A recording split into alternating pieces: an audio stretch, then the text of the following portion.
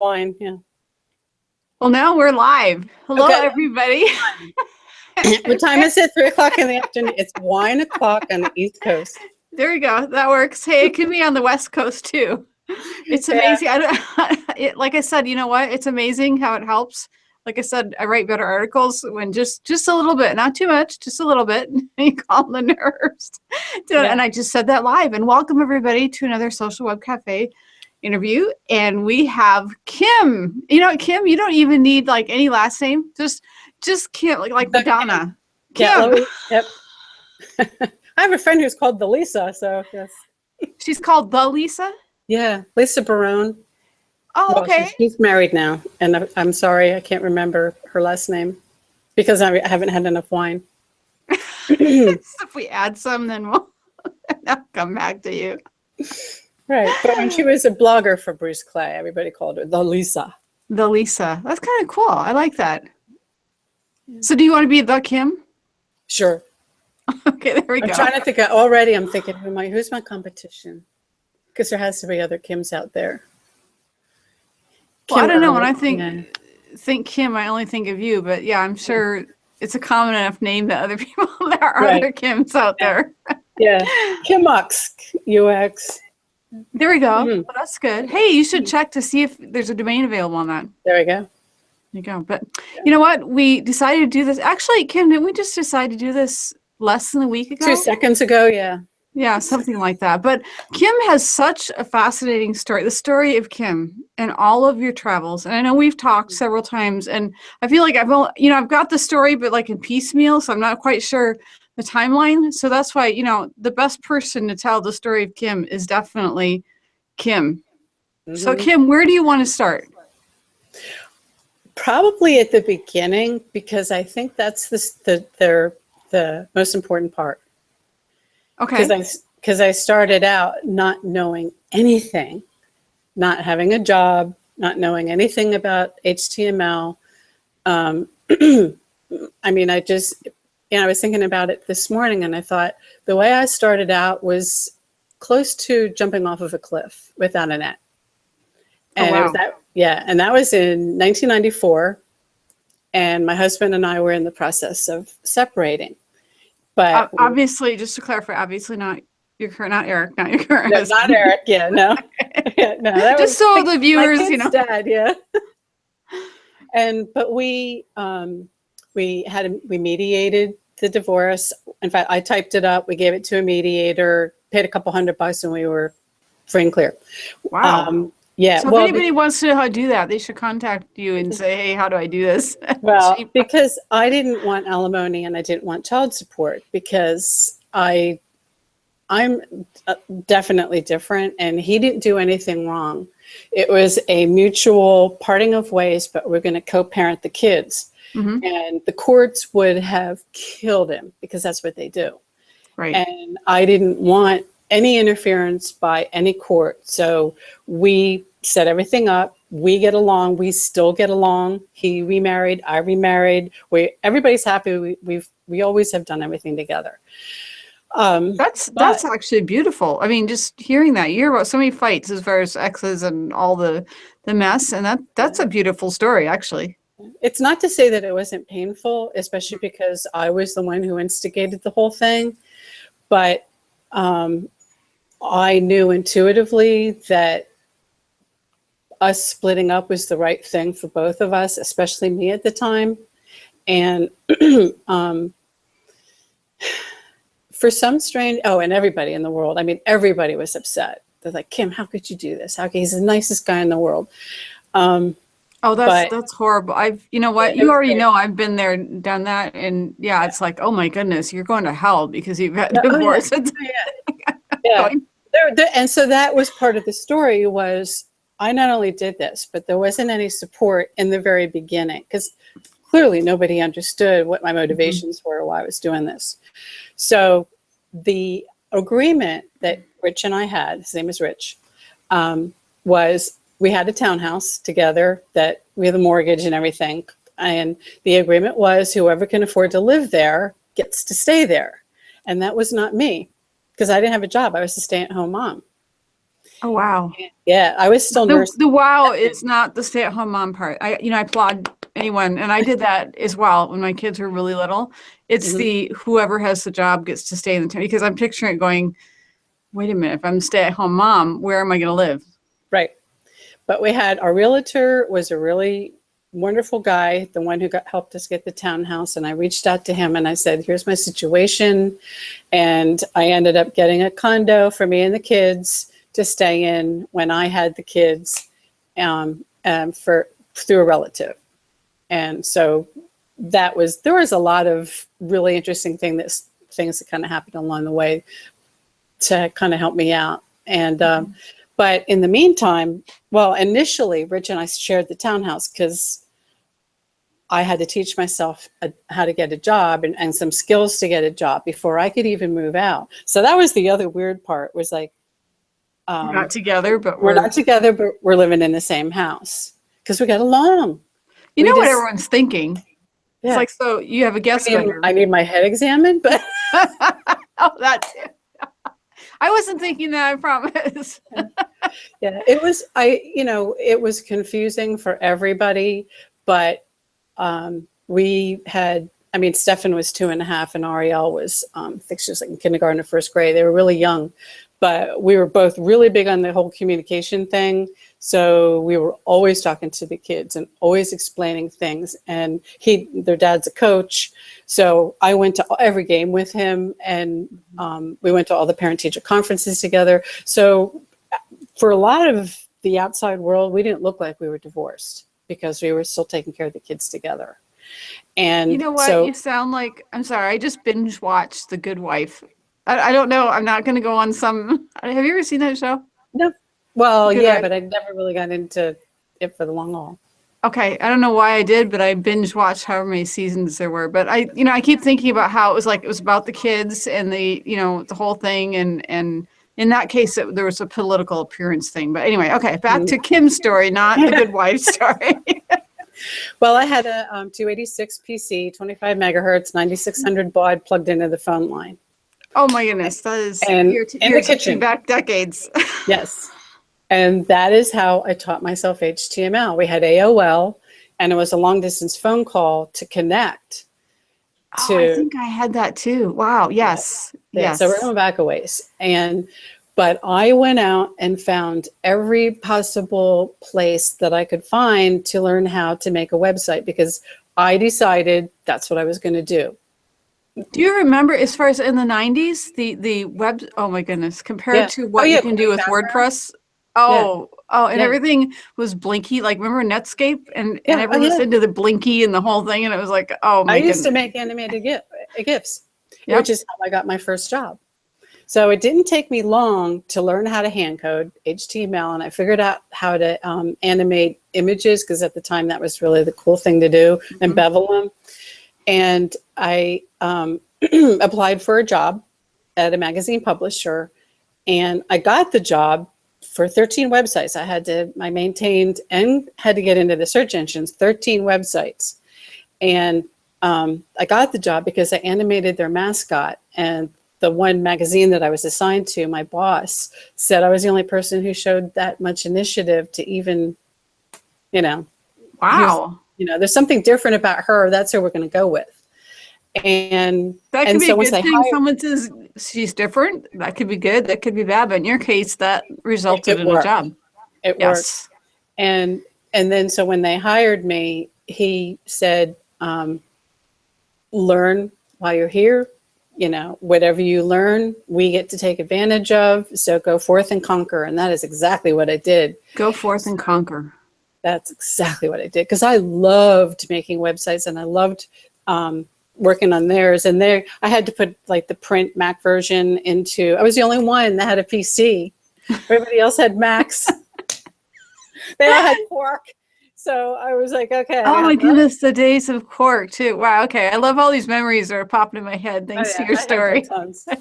So that helped me. I had a real job, and with a steady paycheck. So I moved out of the townhouse, got the condo, and at night I freelanced in SEO. And by I think I probably moved into the condo in 96. By 98, I started Creative Site Forums. So in that 2-year period, I averaged about 4 hours of sleep, which I'm doing now, but 4 hours of sleep. When the kids went to bed, yeah, when the kids went to bed or when they were with their dad, I worked. I didn't date. I didn't leave the house. I didn't go anywhere. I was 150% dedicated to my getting a career because I didn't have one. Right. And then from there, I just, the SEO stuff at night was like the extra income, and Creative Site Forums. As I learned something, I taught. I learn it, I teach it. I learn it, I teach it. Okay. And then Bill Slosky, somehow he found me and he joined Creative Site. At the time, it was Create PC Website Promotion. Mm-hmm. It was a club because we had clubs at Yahoo back then. So Bill and I kind of teamed up and started helping people. And so that's how he and I met. So, and then it's just a progressive thing because Danny Sullivan and Jill Whalen and Heather Lloyd Martin, I hope I have that right, were Christine Churchill, Matt Bailey. There was like a handful of people then that I followed and learned from. Because back then there just weren't a whole lot of people. And very true. Right. Can I ask you a quick question? Yeah. Do you use web position software at all? Back then, yes, that rings a bell, but not now. Right now, I think they have something online, or I loved that program because it would go through everything as far as SEO. Yeah, point out everything that you needed to do. Gold. Remember the gold? Yes, I had, and I purchased the gold version. Purchased some other things from them. I was like totally web position, and at the time, couldn't figure out how to get to website. Like it's like, oh wow, okay, here's this website. Should I bookmark it? You have all these bookmarks. Now it's so easy to surf the net, and of course you have Google. But I mean, back then they had like Alta Vista, all these other.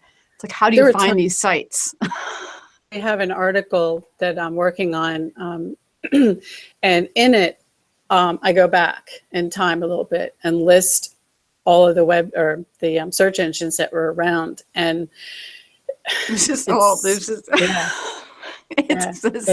amazing. I mean, Look Smart, I totally forgot about them. I forgot. Yes. And Monster, it's very interesting.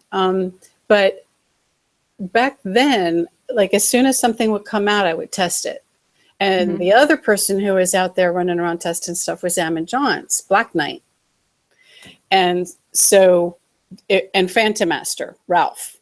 So I felt like I was part of this little crew. There was Bill Slosky, Ammon, and Ralph, and me, and we were everywhere. We were at every chat room, every forums, everywhere, just helping people, listening to people, correcting their stupid idiot mistakes. No, you don't do that. And now Ammon, came back, and he's back to doing that again because there's so much stupid stuff going on. But but that was how I started out, was Deja News. If I could list all of the places where I was at, I don't even remember them all anymore. And that was, you could sort of figure out who the smart people were, and they were the ones who were testing things and trying things. And then meanwhile, I was moving up. And my biggest break was getting hired by VerticalNet, which at the time, them and CD Now were local. And they had we did hundreds and hundreds of sites there. But when did I go there? 2000. And for viewers, what was considered local? Near Philadelphia. Okay. I live in Bucks County, Central Bucks. Actually, I'm in Upper Bucks now, but at the time, VerticalNet was in Horsham, and CD Now was not too far from there. And also worked at Unisys. I did a brief time with they had 3 intranets, so I was assigned to the intranets. And, I forgot about them too. Wow. Yeah, it's because nobody really does them anymore. But with each position, I had I was the only one there who knew kind of what to do, but there were other people there in the the outside who were willing to teach me things. Like the one guy at Unisys got me hooked on Photoshop, just, things like that. And then the people who hosted Create Site forums for free taught me Miva programming. Create Site forums, when it first started, was hosted on a server and on a farm with cats running around. Wow. Yeah. That is like a piece of history there. Whoa. Yes. Yeah. And I'm still in touch with them. It's Alan and Steve Runfelt, and there were times when I didn't have any money to feed the kids. I was 1 month away from being homeless. In fact, because I was laid off from the publisher job, they laid off. And the one magazine that I was assigned to, I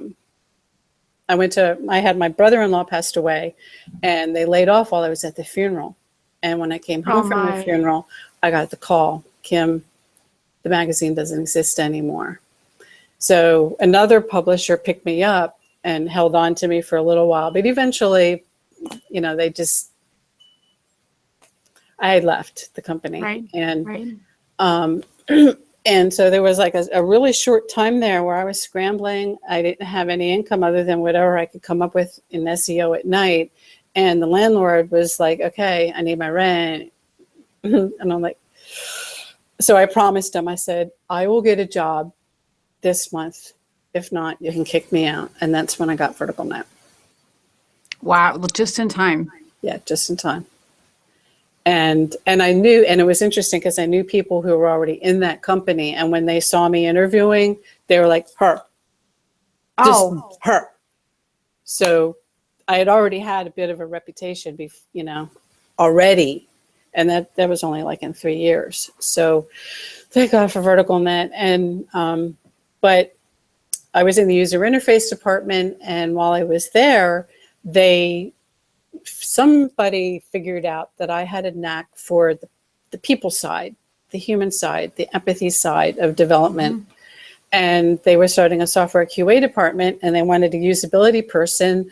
So they took me from user interface, put me in software QA, and said, okay, we're going to teach you how to test software. You're going to learn how to do functional software testing. You're going to test the usability. Nobody knew what that was. So my job was, okay, go forth and learn.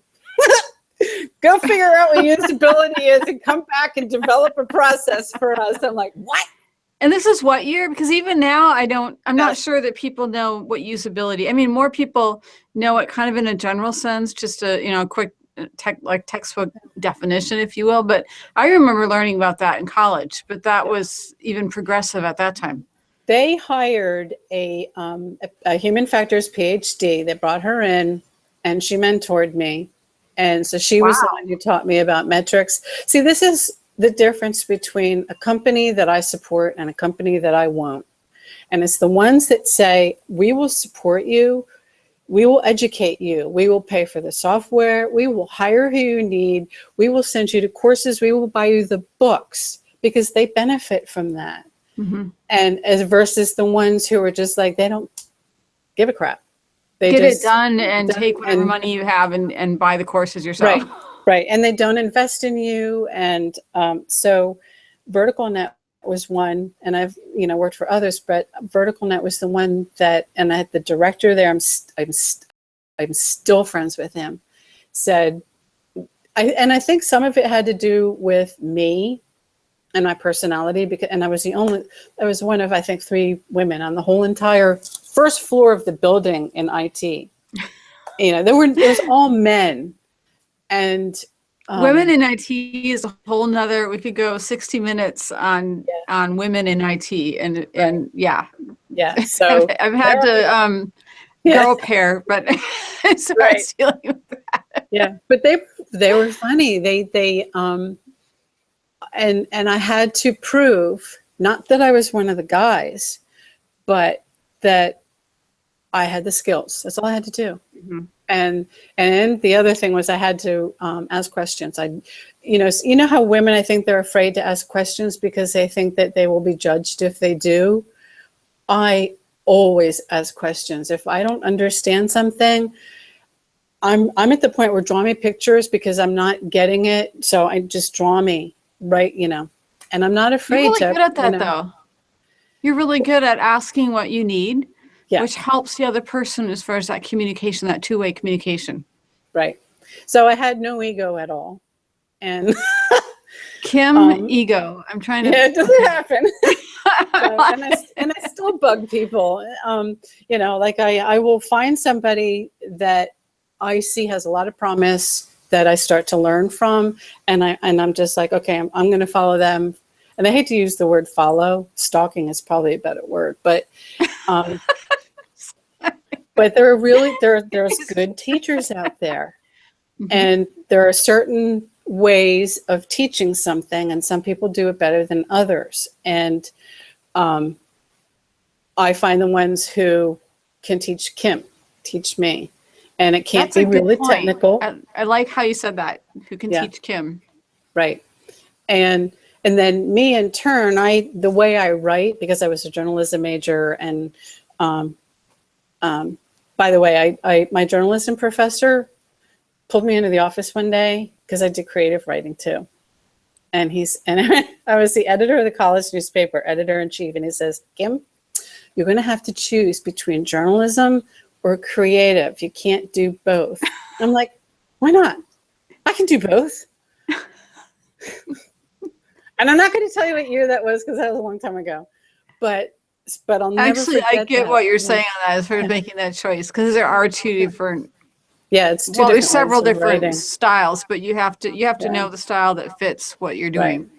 And yeah, I can do straight news, but it was boring. And I still have the article. I don't know why I did this, but I wrote the history of sex and wrote it on for the. Okay, how many people are out there? They want Kim input. Do you have that on your blog? No, I should probably put that. I researched it. It was in the college paper. My journalism professor was like, everybody is talking about this article. And because I researched it just like a journalist would. Mm-hmm. And I found out all kinds of information. And it was funny. Curious. Yeah, and it was also funny because I had to add some humor into it. But how old was I? I was young. But anyway, but I think if somebody's watching this and they're like, okay, how come she became successful versus I'm struggling?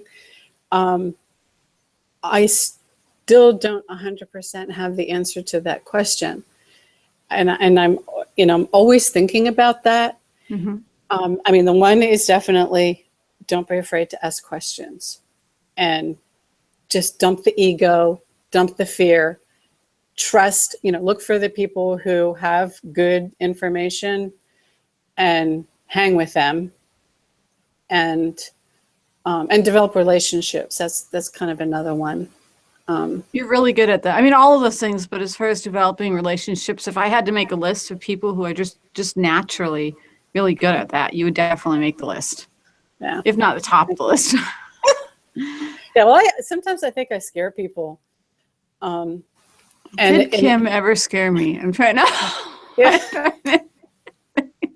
Yeah. Because sometimes because I get really passionate, and and some people can handle that passion for a topic or learning something. Like right now, I'm all about, this is why I'm going to PubCon.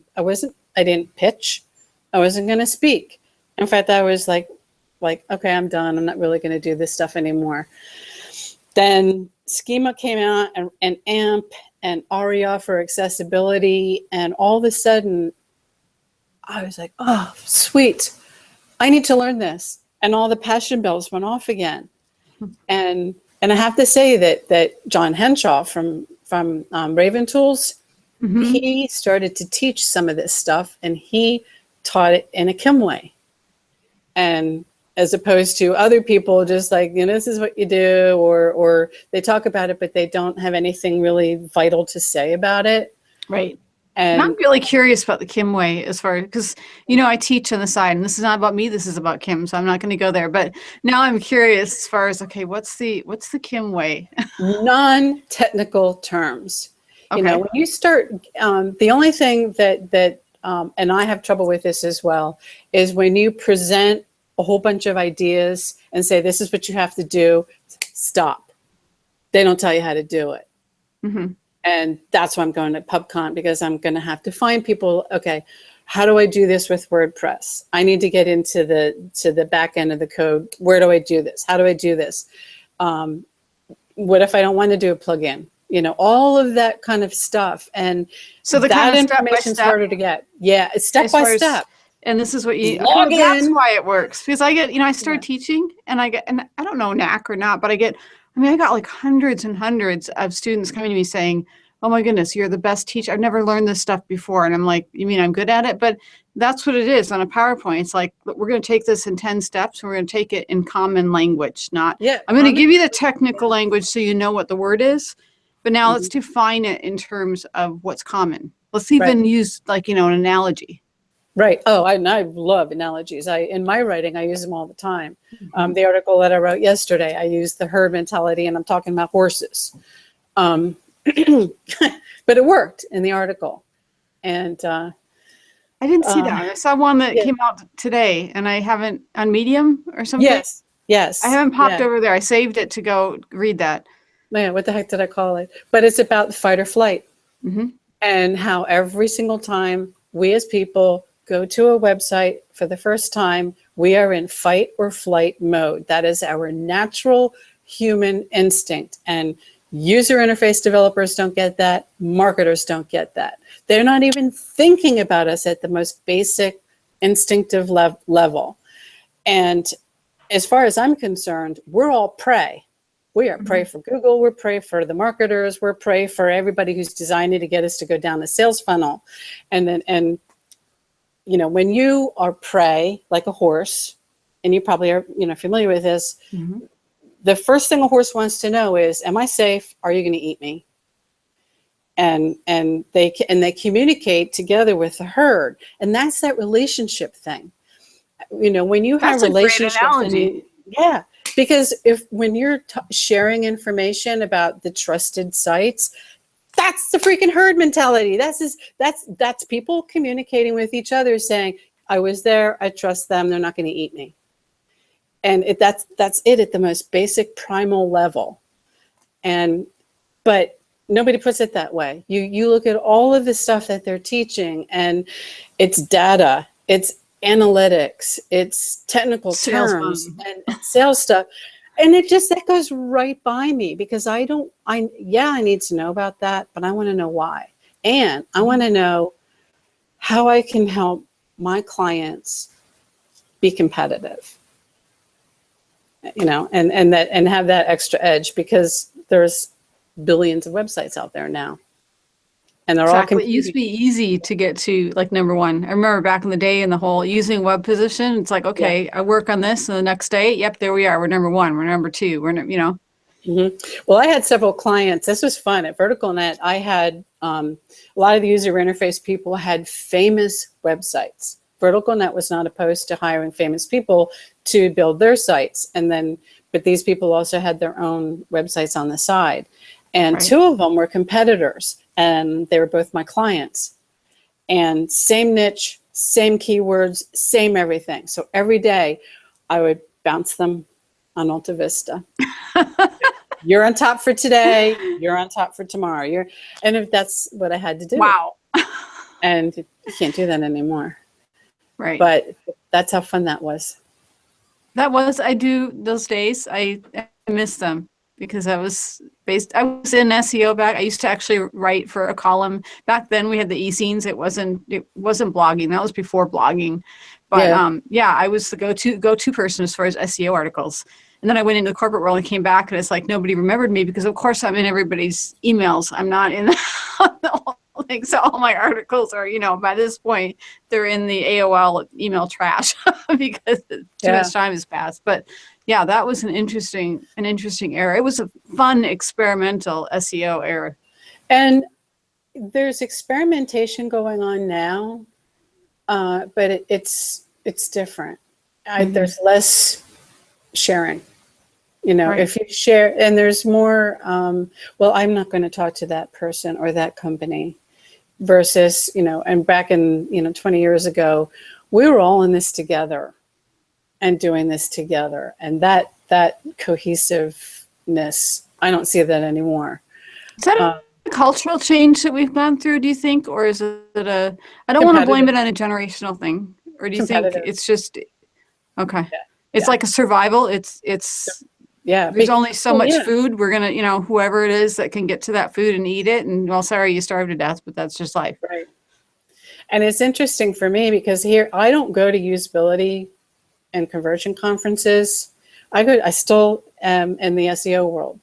And because the way my brain and my training and just the way I work, everybody starts from search. They start from advertising, they start from marketing. So if I'm going to design and do user testing and all that stuff that I do, I want to know where the beginning point is and how that works. And that's, I think, what kind of makes me a little bit different, but that's just my approach. And then the accessibility side, I've always been really into the accessibility because I'm, without my contacts and stuff, I'm blind as a bat. And I think that a lot of the fad stuff, gray text, parallax, big ginormous images, things that move and don't stop, all of that stuff, a lot of people can't use a website when they see it. Right. And so I will be the first to say, I don't want you not to be creative. And if you're going to be creative, can you also come up with plan B and plan C for the other people that are coming to your website? And that's hard. And companies that have to invest in that, that's a lot of money, which is why we have, so everything looks the same. That's good. There is a lot of similarity out there. That's a good point. Yes. But well, what you say about accessibility, there's, I've seen that even walking into churches and they have their music and they have like the slides up there. And I'm thinking, there's people even with glasses, they can't see it. But now you have this animation going on behind, because you think this is so cool and this is so great, animation behind the words, and you've got people who are 90 years old, they cannot read the words. So it's like, you're not helping. It's be creative in between the slides, show some great animation, but make the words white on black so people can actually read them and participate. And mobile is big on contrast. So, with everything moving towards mobile, that transition, one of the things that designers have to pay attention to is color contrast in ways that they didn't have to for desktop or tablet or laptop. Right. But on mobile, it's huge. So everything, and that's the other reason, when I go to PubCon, I'm going to be planted in the mobile track because that's where we're going. And, optimization for mobile, design for mobile, accessibility for mobile. I have a friend who is very interested in sounds and not text to sound, because that's already kind of around. I think he has it in reverse. And I had one, so I can't remember it, what he was describing to me. But there's people who are 20 years ahead that are thinking about, the older demographic around the world. We're going to be even more connected globally. And there's also a lot of people we forgot. Oh my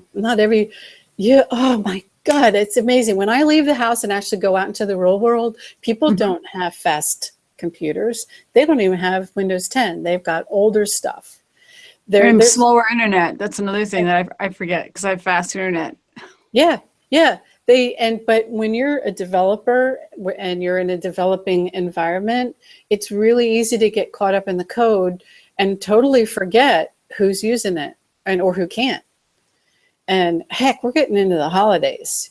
You have to be ready to nab every single, person that you can. And like I like to use the example of carpal tunnel or an injured hand. You know, when somebody who doesn't know how to operate the keyboard, you know, functions and stuff like that, and they have a broken hand or messed up wrist, they've got to figure out another way to get around. Yep. And, you know, but they just, there's not a whole lot of concern for them. And then, of course, there's a whole list.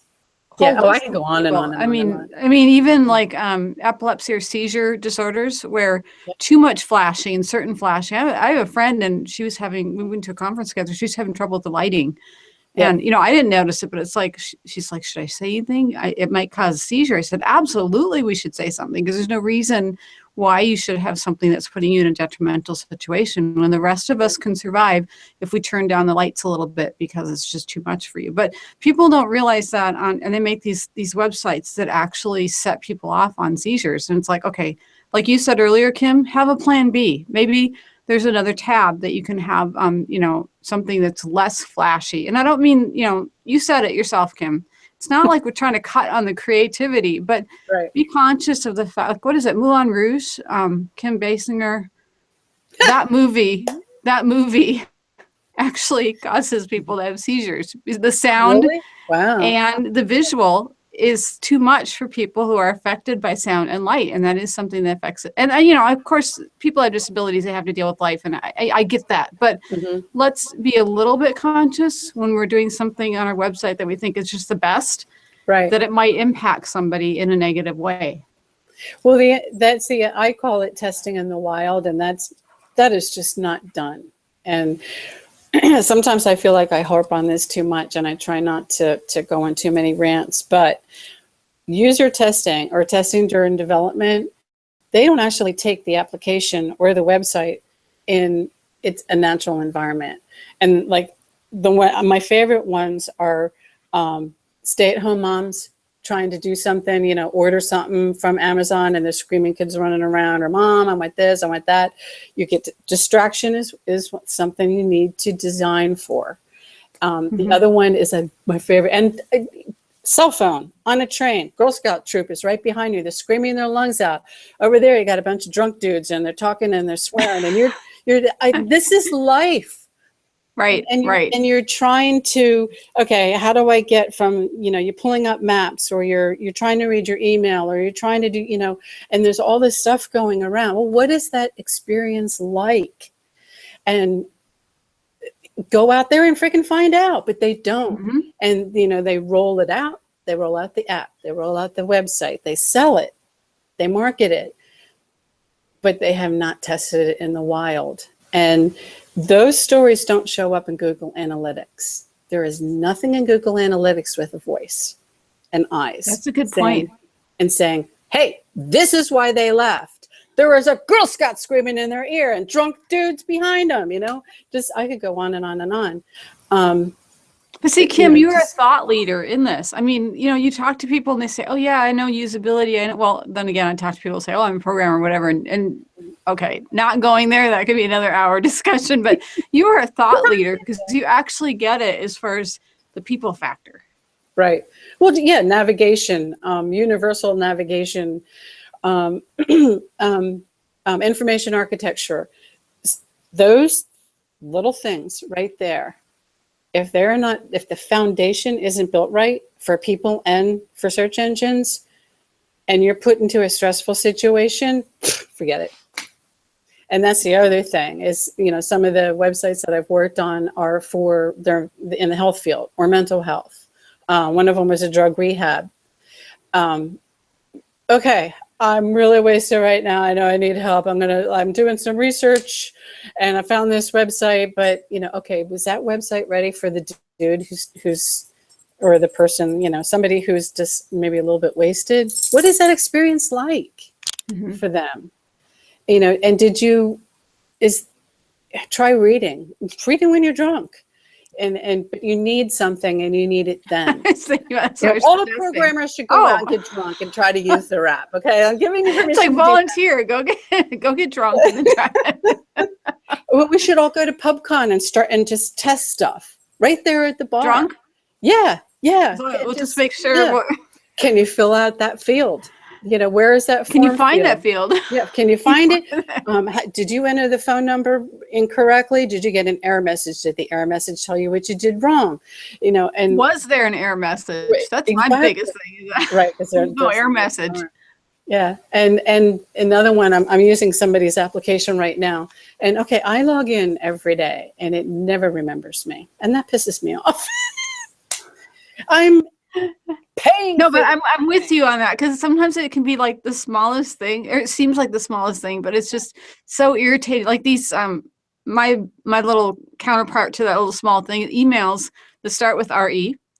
And I realized that, it's really effective marketing wise, because I'm going to go right to that RE thinking it's a response from a friend or associate, whatever. And then it's not. It's a sales pitch. It's a sales funnel. And I go and unsubscribe and I tell them, look, RE, that's saved for somebody that's actually responding to a discussion. I go there because I know there's an ongoing discussion. I know it's a small thing, but it's this huge pet peeve. I will unsubscribe from your list if you use that technique. We want to know that we count, and we want to know that we matter. And especially when we are paid subscribers, or we are customers who are laying down money. Yep. And I put down in the article I wrote yesterday as well, that we are not recognized. Companies are in it for the company. They're not in it for us. And that goes for Google as well, like knowledge panels and stuff. You go, you look for information, Google presents it. Google's going to give you the answer.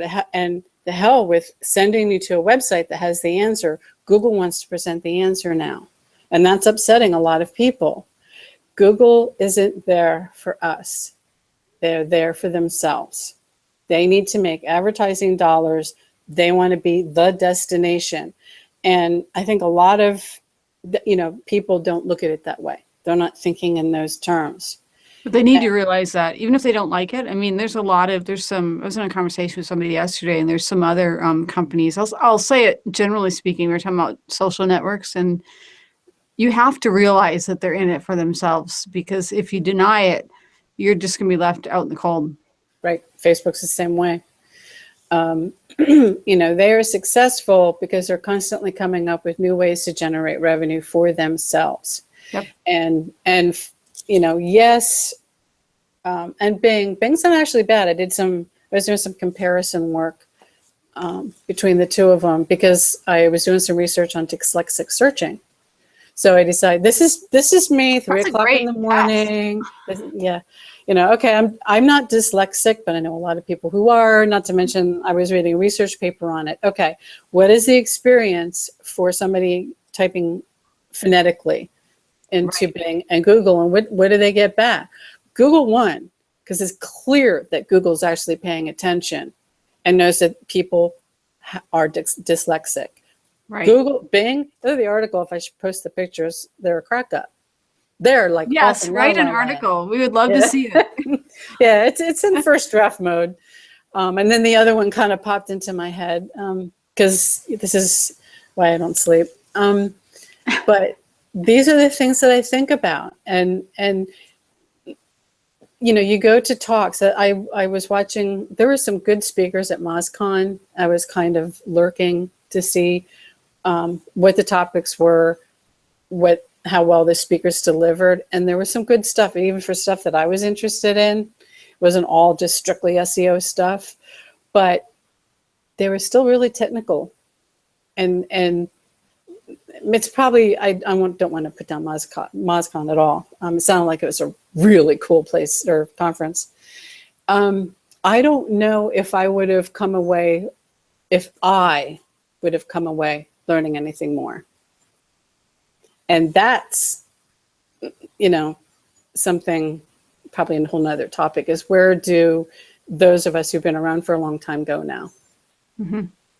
And you pegged it when you said, I'm just calling it a culture shift. I don't know what the label is, but when you're talking about how the changes, because I remember the time when we were all in it together, we were helping each other. I was like, look, I've discovered this. This is a tool you can do, use to do this one. And it was all of a sharing thing. And now it's like a hiring thing. If you want this done, you need to go pay this, you need to go pay that. And it's a matter of, I mean, I pay a lot of different companies per month, but you have to decide, okay, I'm not going to have any money left unless I sit down and decide who I'm going to pay. Right. And that's the world we live in, it seems. Yeah. And it's hard to know. And this is probably going to be another article because this is happening so much. For the first half of this year, I decided to go out and find local people that I could help. I hadn't done that. Everything that I did was global. Nobody knew me locally. Mm-hmm. And and this is a new area, right? Because you've gotten a new house recently, so this is kind of a new local. Same county, just farther up. Right. It was more into the boonies than we were in the boonies. But, still an hour from Philly. 2 hours from New York, 3 hours from DC, and an hour from Philly. Hey, that's not bad. That's not bad. I mean, I'm from the West Coast, but when I go to the East Coast, like, my goodness, all these cities are relatively close. Yeah, and the beach is only 2 hours away, so it's a good place to live. And but where was I going with that? Oh, the local people. It was a shock. I went out and started to network, and I just kind of started with one friend's website, and that led to another and led to another. And what started to happen was these local people with startups, they just have a blog or they have a small business. They were hiring people who ripped them off, to put it as simply as possible. And not only that, would put up a site and leave. There's no maintenance, no SEO, no, and these are WordPress sites, so they weren't updated. One of my clients who I rebuilt the site, the WordPress is so old, we couldn't import it. I had to start all over. Oh, wow. Yeah. Oh, wow. And I double checked it with a friend of mine. I'm like, I'm getting the heebie-jeebies. That's pretty old. Yeah. And he's like, Kim, you're right to have the heebie-jeebies. We got to start all over. But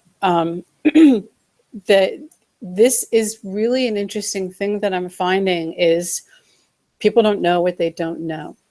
So they don't know who to trust. And there are companies just ready to pounce on them.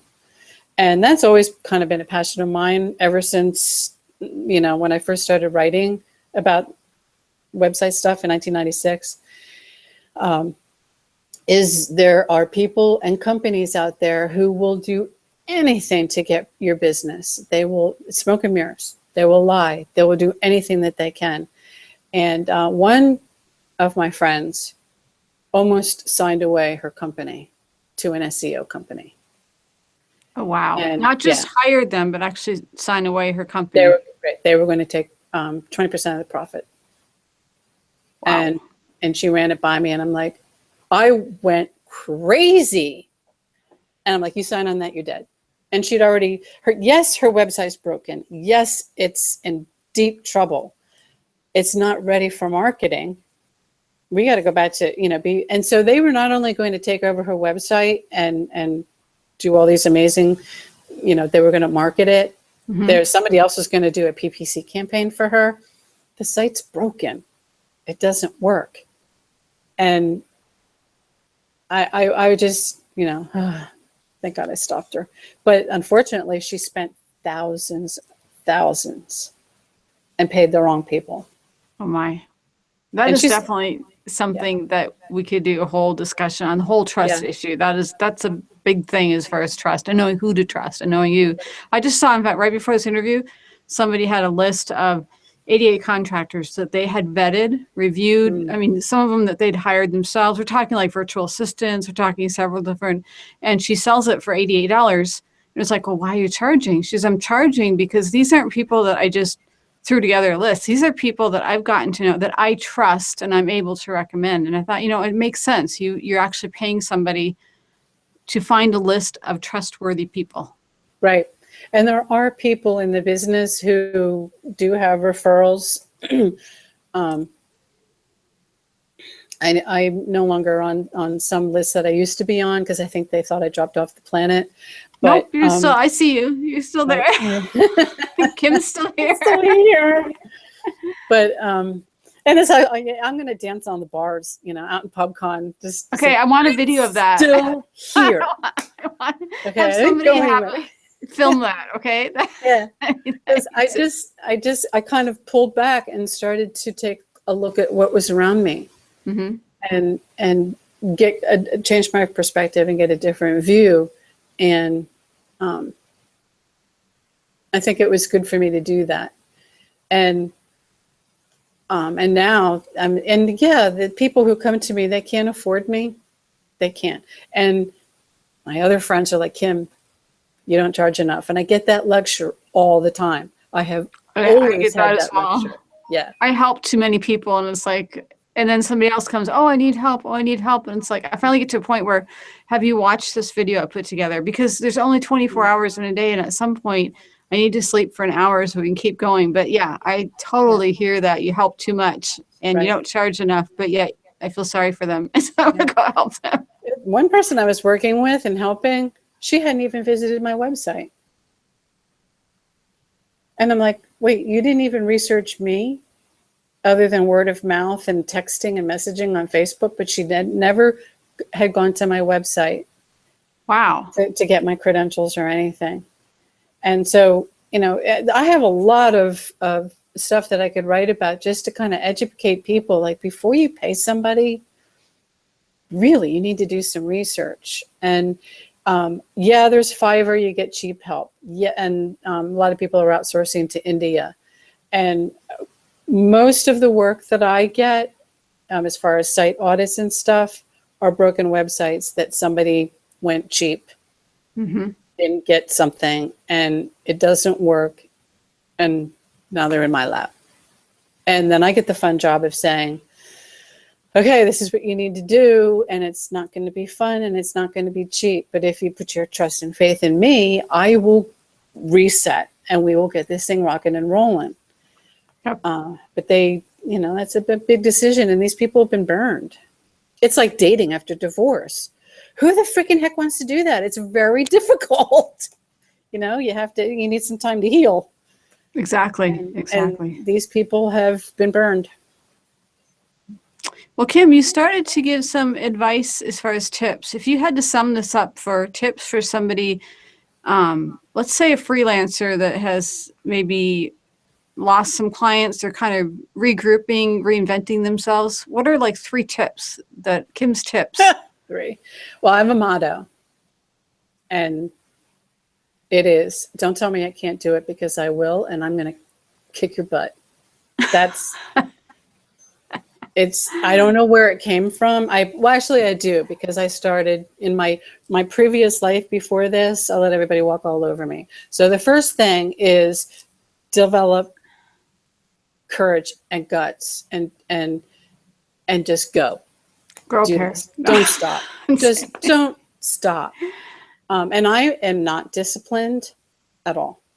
And we were talking about like health stuff, all those things all those conferences I went to, hiding how much pain. Oh my God. That's another topic as well, because I have some friends who knew that I was in pain, and I used to drag my husband Eric with me around, and he was there to keep me going. He had the ice. I had painkillers. I was just anything to keep me going. I had to have a support system. And maybe that's the second tip, support. You have to surround yourself with people who believe in you and support you and will be there for you when you start to fall apart. And it's countless how many times I've fallen apart. I do have to say that the older I get, the more pissed off I get, and I get a lot of mileage out of that. I can understand that. Yeah, and I've taught, as there's something about age, because I don't need to impress anybody. I really don't. And been there, done that. Right. And but so yeah, support system. Just get this, tell you every gene in your body, you can do this. And not only are you going to do it, you're going to do it better than everybody expects from you. And that's like a personal challenge. And the third thing is my thing. Keep asking questions, even if you're a freaking pain in the ass.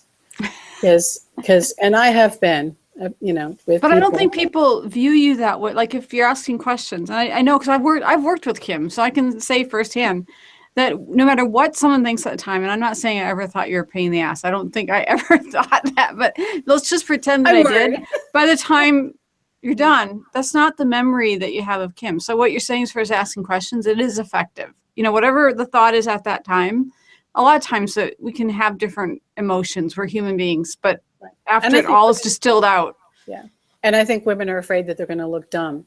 I don't care how dumb I look. I really don't. You're not dumb. And that's yeah. But I was not a straight A student. My past history, like the people who know me, like pre this, I think they're amazed that, that I'm where I am now as opposed to where I used to be. And, something But changed. That's a testament to where you can go with that. This is not about academics or about GPA. No. Well, you know what it came down to? Somewhere along the line, somebody said to me, you have a choice. It's always a choice.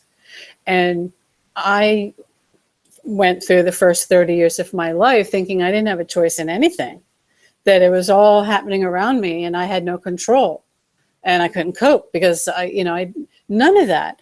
And so when that light bulb went off, like, wait a minute, I can control my destiny and these things are choices, that just changed everything. I like that. That's a great way to sum this up on the story of Kim. This has actually turned into almost a two-part. The first half was the story of Kim, and the second half was an inspiration of how, you can do it too. Kim More can wine. You can do it. Yes. And what do you call wine time on the East Coast? Great way to bring it full circle. Well, thank you so much, Kim, for coming on Social Web Cafe interview. Thank you for inviting me.